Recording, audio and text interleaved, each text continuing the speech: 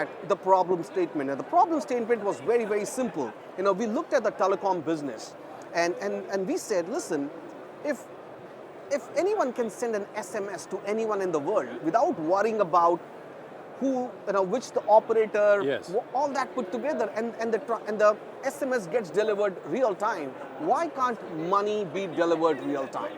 So we looked at it from a technology perspective. So we borrowed the thoughts from the telecom industry from a technology perspective. And then we said, listen, it's not just technology, it has to be compliance. So we looked at it and said, went to banks and said, how do you want to make this easy?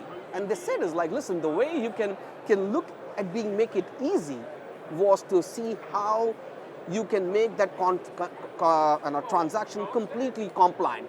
And for that, we got our regulatory licenses in 27 markets now, which allows us to do, to your point, do the KYC, do the AML checks. So the banks are very comfortable with us because they say, listen, the bank is doing a KYC of the customer, Terrapay is doing one more level of KYC, and the downstream partner, which is again a licensed entity, is doing another. So there is, for each transaction, technically there are three set of so the transaction is always secure.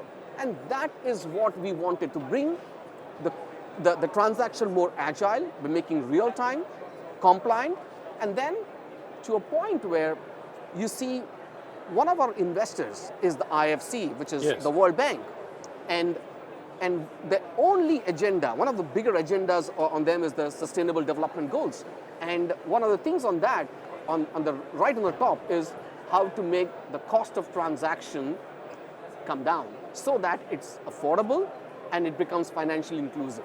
So for us, what we did was compliance with technology, and digital, we were able to bring down the cost of transaction and bring it back to the consumers so that you bring in affordability, you bring in financial inclusivity to a set of consumers who are either underbanked or underserved.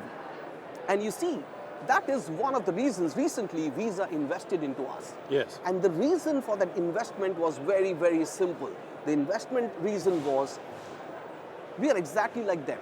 They are digital, we are digital. They are non-consumer facing, we are non-consumer facing. They majorly focus on cards. We focused on mobile wallets and bank accounts. And so it was a perfect marriage. So mobile wallets typically bring financial inclusivity on the forefront. In emerging markets, one of the things which we have learned in Africa and in Asia as well, it is the most prominent financial instrument any family has, the mobile wallet. Yeah? Yes. Everybody does. School fees are paid by mobile wallets, your bread is bought by mobile wallets, your investments are done through mobile wallets. So it is the important financial instrument, and it was outside the ecosystem from a Visa perspective. So we brought that on the forefront. So by doing that, we're able to bring the whole cost of transaction lower and also bring inclusivity. One of the studies which we did in Bangladesh was to look at women empowerment and how, when money is sent to women, how that money is really used for the family goods. Yes. Investments, property, housing, everything comes into play. So we've seen that again. So the IFC looks at all these kind of goals and say how we are able to stack around it. So for us, it's always about being able to bring transparency, agility, at the same time being 100% compliant. You look at our partners. Our partners are basically, Western Union, MoneyGram. They compete with each other.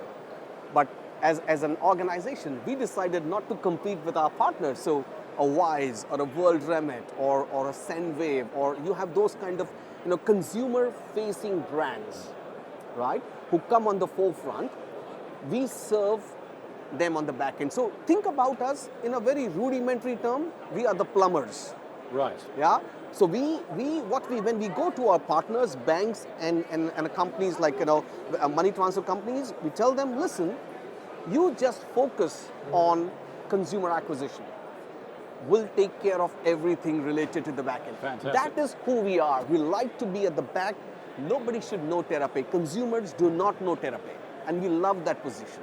At this So, conference. and I think this is our third year in Amsterdam, and our theme every year has been an upgrade. Yes. Okay, and I think that's how fintechs and companies like us should look like.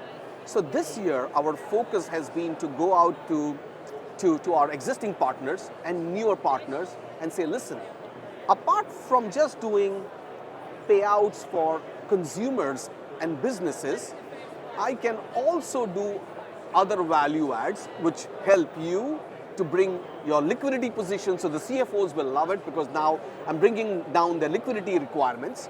I'm able to kind of, do pay-ins as well so that the payouts become faster.